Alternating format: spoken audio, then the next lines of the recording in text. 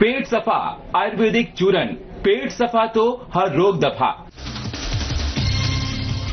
29 दिसंबर को राष्ट्रपति का जमशेदपुर दौरा, जवाहेर में कार्यक्रम में करेंगी शिरकत। रूट्स के लिए अवैध दुकानों को हटाने का काम जारी।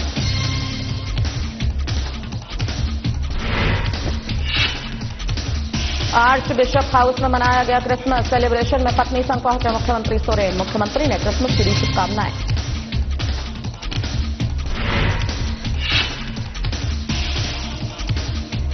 सीएम नीतीश कुमार हिजाब कांड पर इरफान अंसारी का तीखा प्रहार, कहा पूरे देश में गलत संदेश गया है, नारी का अपमान मतलब देश का अपमान।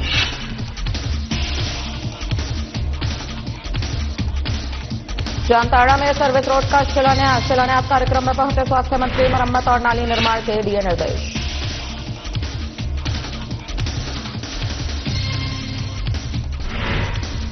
पेट्रोल भरवाते समय कार में लगी आग, कर्मियों की सक्रियता से चला बड़ा हादसा, पुलिस की जांच में शॉर्ट सर्किट से लगी आग।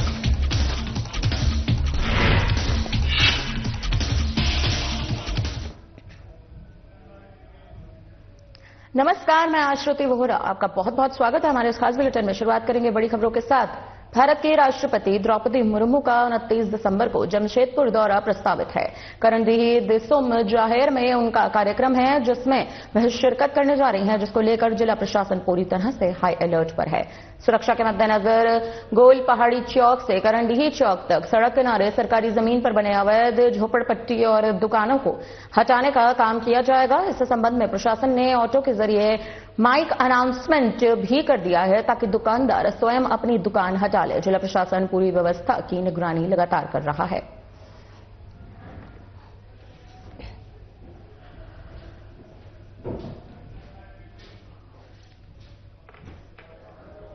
धनबाद के टूंडी स्थित स्वरूप सरस्वती विद्या मंदिर में विद्या विकास समिति की ओर से आयोजित 3 दिवसीय 36वां प्रांतीय खेलकूद के समापन समारोह में राज्यपाल राजू संतोष गंगवार बतौर मुख्य अतिथि के रूप में शामिल हुए, जहां उन्होंने अपने हाथों से प्रतियोगिता में विजेताओं को पुरस्कारित किया। आपको बता दें, राष्ट्रगान से शुरू हुए आयोजन में स्कूल की छात्राओं ने गीत संगीत से सभी को अपनी ओर आकर्षित किया। वहीं राज्यपाल ने बच्चों को मोबाइल से दूरी और खेलकूद के प्रति रुचि बढ़ाने की सलाह दी।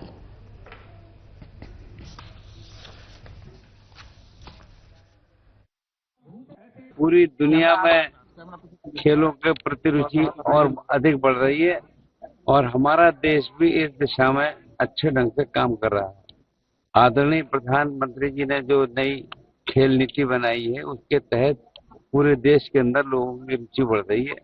और मैं इतना ही कह सकता हूँ कि आज यहाँ जो कार्यक्रम हुआ है, ये समिति एक अच्छे ढंग से काम कर रही है। भी बच्चों की अपनी विशेषताएं देखी है और खास तौर से आदिवासी क्षेत्र में ये काम सब लोगों को पसंद आ रहा है, अच्छी दिशा है। इन्हें वास्तव में छोटे बच्चों को मोबाइल का इस्तेमाल नहीं करना चाहिए, लोगों को समझ में आ रहा है और परिवार के लोग भी इस दिशा में चिंता कर रहे हैं। और ये समाज की जो व्यवस्थाएं हैं उसमें ध्यान दें और परिवारजनों की जिम्मेदारी है कि छोटे बच्चों को मोबाइल से जितना अधिक दूर रखेंगे उतना ज्यादा अच्छा रहेगा। बूंदू में सोना हाथों के रांगाडीही मोड़ में राज्यपाल संतोष कुमार गंगवार ने गूंज महोत्सव में विनोद बिहारी महतो की आत्मकद प्रतिमा का अनावरण किया। कार्यक्रम में रक्षा राज्य मंत्री संजय सेठ, एजीएसयू सुप्रीमो सुदेश महतो, पार्टी के बड़े नेता, सांसद और पूर्व विधायक उपस्थित रहे। इस मौके पर राज्यपाल संतोष कुमार गंगवार ने विनोद बिहारी महतो को युग पुरुष बताया और उच्च गुणवत्ता वाली शिक्षा के महत्व पर जोर दिया।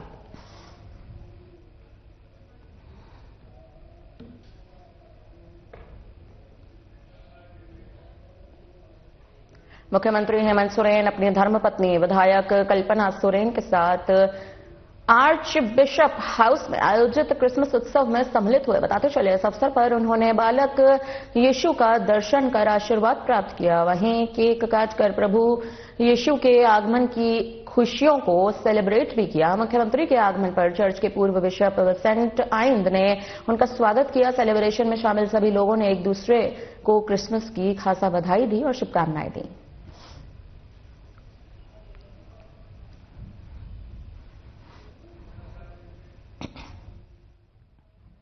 झारखंड सरकार महिला सशक्तिकरण की दिशा में लगातार बड़े कदम उठा रही है। आपको बताते चले, सुरक्षित सशक्त महिला के संकल्प के साथ अब राज्य में सामाजिक कुरीतियां के उन्मूलन और महिलाओं को आत्मनिर्भर बनाने पर जोर दिया जा रहा है। इसी कड़ी में अनुमंडल स्तर पर प्रशिक्षण सह कार्यशाला का आयोजन भी किया गया। कार्यशाला में मुख्य अतिथि के रूप में झारखंड समाज कल्याण विभाग के निदेशक किरण पासी मौजूद रहे। कार्यशाला का उद्देश्य जमीनी स्तर पर काम कर रहे कर्मियों को जागरूक करना, सरकारी योजनाओं को प्रभावी ढंग से लागू करना और महिलाओं को सामाजिक आर्थिक रूप से सशक्त बनाना है।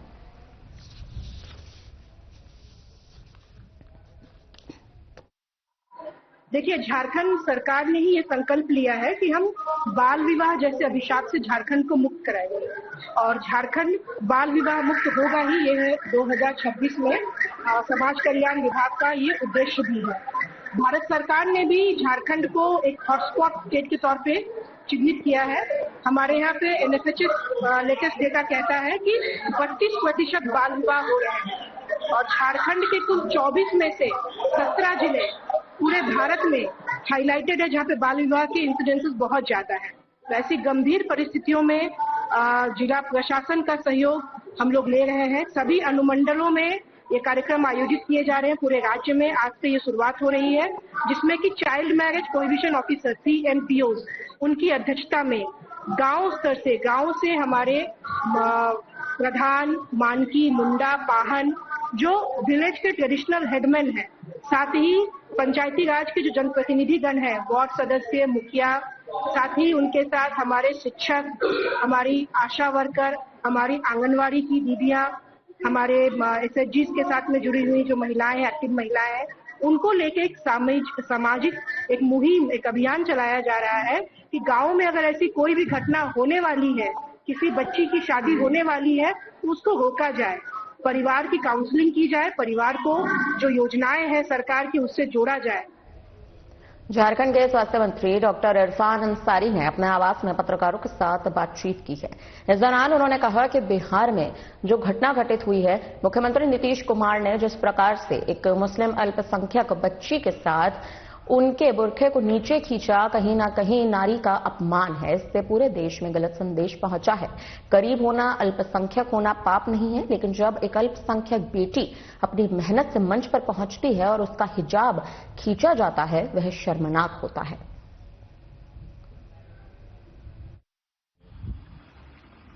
देखिए, बिहार की जो घटना घटी, बिहार के मुख्यमंत्री नीतीश कुमार जी के द्वारा जिस प्रकार एक अल्पसंख्यक बच्ची के साथ उनके जो पहनावा है, हिजाब को नीचा दिखाना, हिजाब को खोल देना, ये कहीं न कहीं हमें लगा कि ये नारियों का अपमान है, ये मातृशक्ति का अपमान है। और जिस प्रकार मुख्यमंत्री जी हिजाब नीचे कर दिए,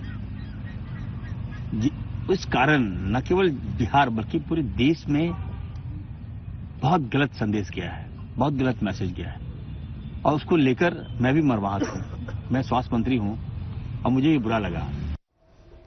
झारखंड के स्वास्थ्य मंत्री डॉक्टर इरफान अंसारी ने जामताड़ा मुख्यालय के ओवरब्रिज के नीचे प्रस्तावित सर्विस रोड निर्माण का नारियल फोड़कर शिलान्यास किया। जी हां, आपको बताते चले, इस कार्यक्रम में बड़ी संख्या में समर्थक, स्थानीय जनप्रतिनिधि और कार्यकर्ता भी मौजूद रहे। मंत्री का कहना है कि लंबे समय से जर्जर सड़क से आवागमन कठिन हो गया था। बारिश में जल भराव से परेशानियां बढ़ रही थी।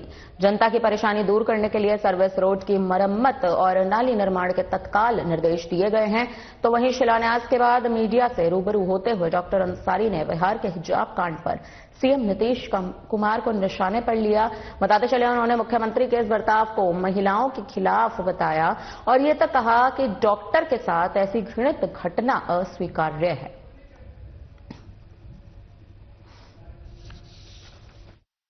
देखिए, बिहार से सटा झारखंड है और बिहार में जो घटना घटी है वो मर्माहत करने वाली घटना है। बिहार के मुख्यमंत्री ने बहुत बड़ा जघन्य पाप किया है, उनको हिसाब देना होगा, उनको माफी मांगनी है। आज ही डॉक्टर नुसरत परवीन आपसे भीख मांगने नहीं गई थी, वो अपनी मेरिट की बच्ची है, पढ़ी लिखी बच्ची है, देशदार बच्ची है, नियुक्ति पत्र वो सिलेक्ट हुई, आप उसको नियुक्ति पत्र दे रहे हैं और सरेआम बताइए आप उसका हिजाब नीचे कर दिए। हिजाब आप इसलिए क्यों? कौन है आप? हिम्मत कैसे हो गई आपको? ये अधिकार आपको नहीं दिया गया किसी ने। आपकी इस घटना से बिहार ही नहीं, झारखंड से पूरे हर राज्य देश मर्माहत हुआ है। आप नारियों को सम्मान नहीं जानते, आप माताओं को सम्मान नहीं करता है, लोग बहनों को सम्मान नहीं करता है। इसलिए मैंने फैसला लिया है, स्वास्थ्य मंत्री होने के नाते, लोकप्रिय सरकार आदरणीय हेमंत सोरेन जी के नेतृत्व में, मैं कांग्रेस के मंत्री होने के नाते मैं कहना चाहता हूं, मैंने ऑफर दिया है उस बच्ची को, तुम बिहार से बंगाल मत जाओ, तुम झारखंड आओ। बोकारो जिला परिषद की आम बैठक 1 साल बाद बुलाई गई, जिसमें जिला परिषद के अध्यक्ष सहित कई सदस्यों में भारी असंतोष देखने को मिला। सदस्यों ने इसके लिए प्रशासनिक अधिकारियों पर मनमानी करने का आरोप लगाया। साफ तौर पर कहा कि अधिकारी विकास में बाधा बन रहे हैं, जिसकी शिकायत सरकार तक पहुंचाई जाएगी।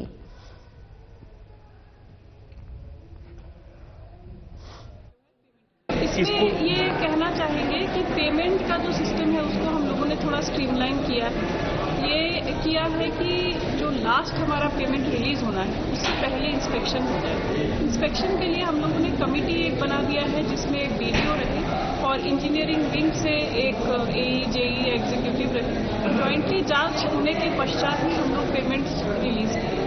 तो ये पेमेंट्स में इसलिए थोड़ा सा डिले हो रहा है क्योंकि सारे जांच रिपोर्ट जो है अभी आया नहीं। हालांकि जांच रिपोर्ट्स आ रही है और लगातार रिव्यू उस पर भी हो रहा है। जांच रिपोर्ट्स आते ही हम लोग इस पे जो है पेमेंट रिलीज करेंगे। एक तो जो जिला परिषद का बैठक था वो काफी दिनों के बाद हुआ, जो कि रेगुलर होते रहना चाहिए, लेकिन वो पता नहीं किन कारणों से काफी दिनों के बाद हुआ। वो भी डीडीसी मैडम के प्रयास से और कुछ जिला परिषद द्वारा प्रयास किया गया तब हुआ है। और ये बैठक नहीं होने के कारण से होता है कि भाई विभाग मनमानी करने लगता है।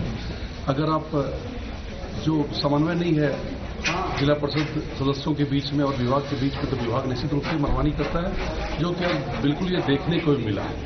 कई जगहों पे उनकी मनमानी दिखी, कहीं पे काम में लापरवाही दिखा, तो कहीं संवेदकों के साथ गलत होता हुआ दिखा। देखिए, देखा जा जैसे यहाँ पर बहुत सारा बात आया कि माननीय मंत्री जी, माननीय मतलब हमारे सीएम साहब, हमारे विधायक जी, मतलब कि ये देखा जाए कि सब चीज सारा चीज वो लोग करेंगे तो हमारे जिला परिषद सदस्य जो पंचायती राज से चुना के हम लोग पंचायती राज, देखा जाए तो सबसे बड़ा पंचायती राज होता है, लेकिन वो चीज को इग्नोर किया जा रहा है कि हम लोग ऐसा करने से सबसे अच्छा है कि जिला परिषद में ताले लग जाए। जब हम लोग का बात ही नहीं पटल पे आएगा, हम लोग का बात ही कोई नहीं सुनेगा, सब विधायक, सांसद और मंत्री करेंगे, तो हम लोग किस लिए चुनाव करवाया जाता है?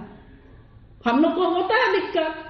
देखिए, मेरा नाम डॉक्टर सुरेंद्र राज है। मैं गोमिया शहरी क्षेत्र जिला परिषद सदस्य हूँ और हम लोग हमेशा अपने क्षेत्र की समस्याओं को, वहाँ के जो गरीब गुरबे के जो दुख दर्द है उस और योजनाओं को धरातल पर उतारने के लिए हमेशा हम लोग जो है सो यहाँ पर अपना बात उठाते रहे हैं। और ये सबसे बड़ा दुर्भाग्य की बात है कि जिला परिषद में हम लोग शुरू से ही हम लोग का जो बैठक होना है 3 महीना में, ये 1 साल के बाद हो रहा है। ये सबसे बड़ा दुर्भाग्य है।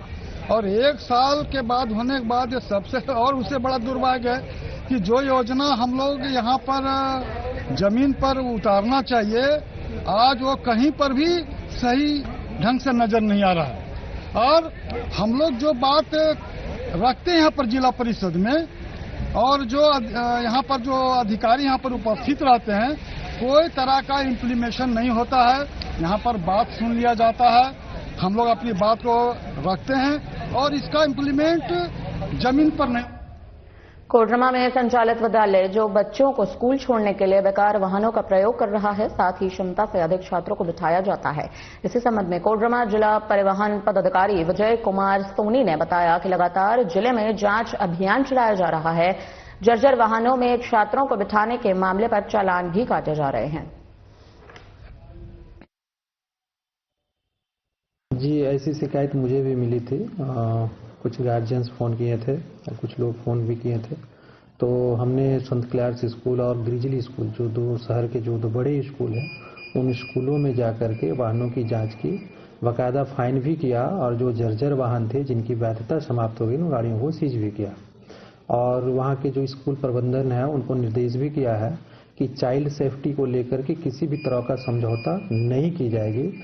आप प्रायोरिटी में चाइल्ड सेफ्टी को रखें, गाड़ी की स्थिति अच्छी रखें, उनकी फिटनेस को हमेशा चेक कराते रहें, इंश्योरेंस अपडेट रखें, टैक्स जमा करते रहें और गाड़ी जो सुप्रीम कोर्ट का जो गाइडलाइंस है चाइल्ड सेफ्टी को लेकर के उसका अनुपालन करें। और इसमें अगर कोई कोताही बरते, कोई स्कूल बरतता है तो उसमें हम लोग MB एक्ट के तहत कार्रवाई करेंगे। और इस तरह का सघन जांच अभियान जारी रहेगा? हाँ बिल्कुल, आगे भी अभी तो शुरू ही किए हम लोग, आगे भी हम लोग लगातार विभिन्न स्कूलों में जहां गाड़ियों का यूज किया जाता है बच्चों को लाने ले जाने में, वैसे स्कूलों में विजिट करेंगे। उन्हें मैसेज भी दिया जा चुका है कि वाहनों को अपडेट कर ले और जो एकदम ही जर्जर वाहन है उनका उपयोग ना करें। चतरा पुलिस ने वाहन चोरों के खिलाफ एक बड़ी सफलता हासिल की है। आपको बता दें, पत्थलगड्डा थाना क्षेत्र से चोरी हुई कार की गुत्थी सुलझाते हुए पुलिस ने एक ऐसे शातिर अंतर्राज्यीय गिरोह का भंडाफोड़ किया जो पलक झपकते ही गाड़ियों के लॉक खोलकर रफू चक्कर हो जाते थे। चतरा पुलिस अधीक्षक ने प्रेस वार्ता कर पूरे मामले का खुलासा किया, बताया कि कैसे एंटी क्राइम चेकिंग के दौरान ये गिरोह पुलिस के हत्थे चढ़ा। फिलहाल गिरोह के अन्य सदस्यों की गिरफ्तारी के लिए छापेमारी जारी है। दिनांक 11/12/2025 को पत्थलगड्डा थाना क्षेत्र अंतर्गत एक केस दर्ज किया गया था जिसमें एक बोलेरो गाड़ी की चोरी हुई थी। बोलेरो सफेद रंग की गाड़ी थी जिसका नंबर था JH 18E6995। तो इस तहत हम लोग लगातार एंटी क्राइम चेकिंग और छापामारी कर ही रहे थे और जितने भी चोर पास के हैं उसे उठा के पूछताछ किया जा रहा था।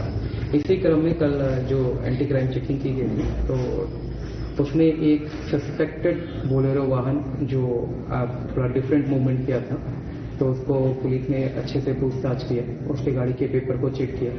जब गाड़ी के पेपर को चेक किया गया और जो नंबर को मैच कराया गया तो दोनों में मिसमैच आया, जिससे ये कंफर्म हो गया कि वो गाड़ी कहीं न कहीं गलत है। जमशेदपुर पुलिस ने एक बड़े अंतर्राज्यीय चोर गिरोह का भंडाफोड़ किया। आपको बता दें, SSP पीयूष पांडे ने इस मामले का खुलासा करते हुए बताया कि एक व्यक्ति के आवास में चोरी की घटना को अंजाम दिया गया, जिसके बाद शिकायत के आधार पर जांच प्रक्रिया शुरू कर दी गई है। गोलमुरी में ऋषभ कुमार जी के फ्लैट में एक चोरी का मामला प्रकाश में आया था और उसके बाद बिरसा नगर में भी 6 नवंबर को एक रेसिडेंशियल कॉलोनी में वहां पर एक चोरी का मामला आया था। तो उसमें अनुसंधान के क्रम में एक SIT का गठन किया गया था जिसके द्वारा इसमें टेक्निकल इन्वेस्टिगेशन करते हुए तथा अन्य पहलुओं पर अनुसंधान करते हुए कुल 3 लोगों को पटना से संदेह के आधार पर लाया गया।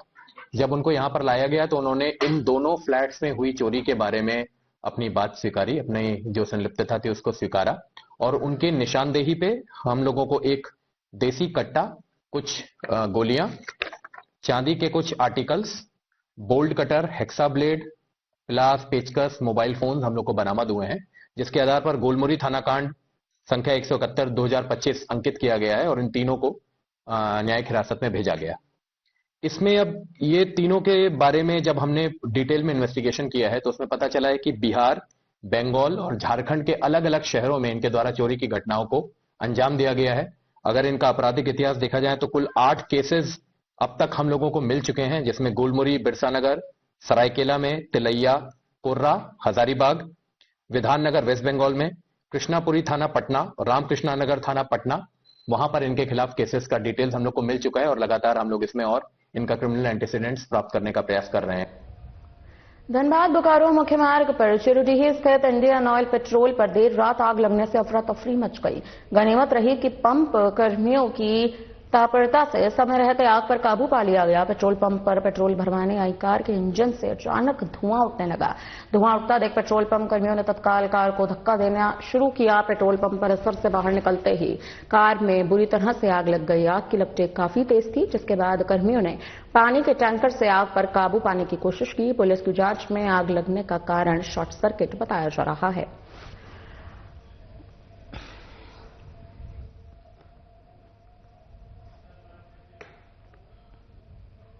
बोकारो में कड़ाके की ठंड पड़ रही है। जी हां, ठंड कोहरे के बीच में बच्चे स्कूल कॉलेज जाने पर मजबूर हैं। जिस तरह ठंड का प्रकोप बढ़ रहा है, बच्चों को स्कूल जाने में दिक्कतों का सामना करना पड़ रहा है। तो वहीं झारखंड सरकार और प्रशासन चुप्पी साधे हुए है। कहना चाहिए कि सरकार को इसके बारे में कुछ करना चाहिए। बहुत सारे लोग इतने दूर दूर से आते हैं, साइकिल से आते हैं और इतना ज्यादा खौफा कर रहा है कि कुछ जिसका भी कोई भी दुर्घटना हो सकता है। और गाड़ी से भी बहुत तेजी से आ रहा है ना, अभी 9 बज गए फिर भी इतना खौफा चल रहा है। और बहुत बच्चों का तबियत ऐसे ही खराब हो रहा है, इतने जूनियर बच्चे हैं जो लोग। हाँ, बहुत ठंडा है, इधर कुहासा भी बहुत है, बट फिर भी हम लोग स्कूल आ रहे हैं। बहुत दूर दूर से लड़की लोग आ रही है पढ़ने। ठंडा है बट क्या कर सकते हैं, हम लोग को पढ़ना है, इसलिए स्कूल आते हैं। इसके बारे में सरकार को सोचना चाहिए, कुछ करना चाहिए। मान लीजिए हम लोग को कुछ हो भी सकता है, इतना ठंडा है, बहुत ज़्यादा, कुछ 8 साढ़े 9 बजे तक कुहासा रहता है। बट क्या करें, स्कूल है, पढ़ना पड़ेगा तो आएंगे ही। इस साल हम लोग का बोर्ड भी है। अभी कोहरा 8:30 बजे से है। हम लोग ठंड में स्कूल आते हैं, हम लोग को कुछ दिखाई भी नहीं देता है और गाड़ी इतनी तेजी से आती है, कुछ घटना भी घट सकती है। तो इसमें मतलब कि किसको बोल रही हो, सरकार मतलब क्या चाहती हो? यही चाहते हैं कि सरकार कुछ करे, हम लोग के बारे में कुछ सोचे, हल करे। मुख्यमंत्री हेमंत सोरेन से आज कांके रोड रांची स्थित मुख्यमंत्री आवासीय कार्यालय में हॉकी इंडिया के महासचिव भोलानाथ सिंह ने सौजन्य मुलाकात की। इस अवसर पर मुख्यमंत्री को उन्होंने Marang Gomke Jaipal Singh Munda astroturf hockey stadium Morabadi Ranchi में 28 दिसंबर 2025 से हॉकी इंडिया लीग यानी कि HIL 2025-26 के आयोजित समारोह में मुख्य अतिथि के रूप में सम्मिलित होने के लिए सादर आमंत्रित किया। मौके पर मुख्यमंत्री हेमंत सोरेन को हॉकी इंडिया के महासचिव भोलानाथ सिंह ने इस प्रतिष्ठित हॉकी लीग के आयोजन की तैयारियों से संबंधित विस्तृत जानकारी से अवगत करवाया।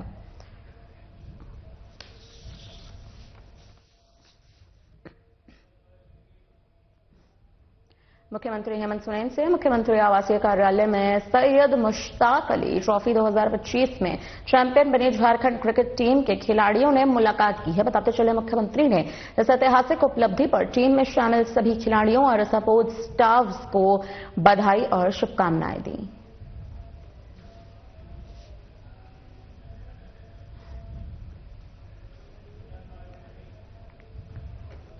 पूरे देश के साथ साथ झारखंड में खेल संस्कृति को एक नई पहचान देने के उद्देश्य से आयोजित सांसद खेल महोत्सव का आयोजन जोर शोर से किया जा रहा है। बताते चले इसी क्रम में धनबाद लोकसभा क्षेत्र अंतर्गत निरसा विधानसभा क्षेत्र के KFS स्टेडियम में शुक्रवार को पहली बार सांसद खेल महोत्सव का भव्य शुभारंभ किया गया। कार्यक्रम का उद्घाटन निरसा की पूर्व विधायक अपर्णा सेनगुप्ता ने किया। इस अवसर पर उपस्थित सदस्यों ने अतिथियों को बुके भेंट कर उनका स्वागत और सम्मान किया। उद्घाटन समारोह के दौरान पूर्व विधायक अपर्णा सेनगुप्ता ने खिलाड़ियों से परिचय प्राप्त किया और फुटबॉल में किक मारकर प्रतियोगिता का विधिवत शुभारंभ किया। सांसद खेल महोत्सव के तहत kabaddi, kho kho, karate, cricket, volleyball और फुटबॉल जैसी लोकप्रिय खेल विधाओं की प्रतियोगिताएं आयोजित की जा रही हैं। बताते चले कि देश भर में चल रहे सांसद खेल महोत्सव का समापन 25 दिसंबर को किया जाएगा। यह दिन पूर्व प्रधानमंत्री अटल बिहारी वाजपेयी की 101वीं जयंती के रूप में मनाया जाएगा। इस अवसर पर समापन समारोह आयोजित होगा। प्रधानमंत्री नरेंद्र मोदी की प्रेरणा से 21 सितंबर 2025 को रांची से सांसद खेल महोत्सव की शुरुआत हुई थी, जिसके बाद से खेल प्रेमियों और युवाओं में खासा उत्साह देखने को मिल रहा है।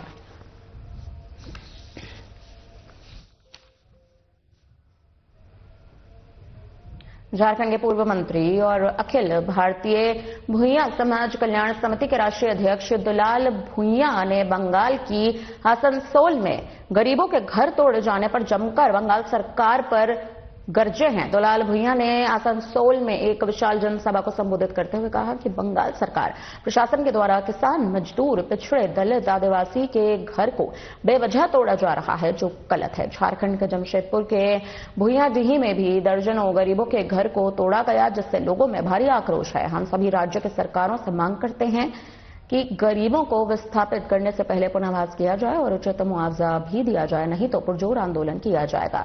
यदि गरीबों के लिए जेल भी जाना पड़ेगा तो जाएंगे, लेकिन गरीबों के आशियाने को तोड़ने नहीं दिया जाएगा। गरीबों की लड़ाई है।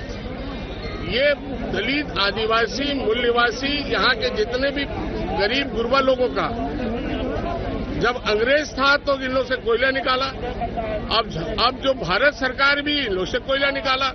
अब कोयला निकल गया तो मतलब निकल गया तो पहचानते नहीं। अब इन लोग को बोला कि तुम लोग विस्थापित हो, तुम लोग को हटाओ, तुम लोग अतिक्रमित हो। इन लोग को बुलडोजर से हटा रहा। एक एक घर को टूटेगा कम से कम 20-20 लाख रुपया, 10-10 लाख रुपया देना होगा घर के मूल्यांकन के हिसाब से, और नहीं तो जेल भरो आंदोलन। और ये जेल भरो आंदोलन होगा पूरा।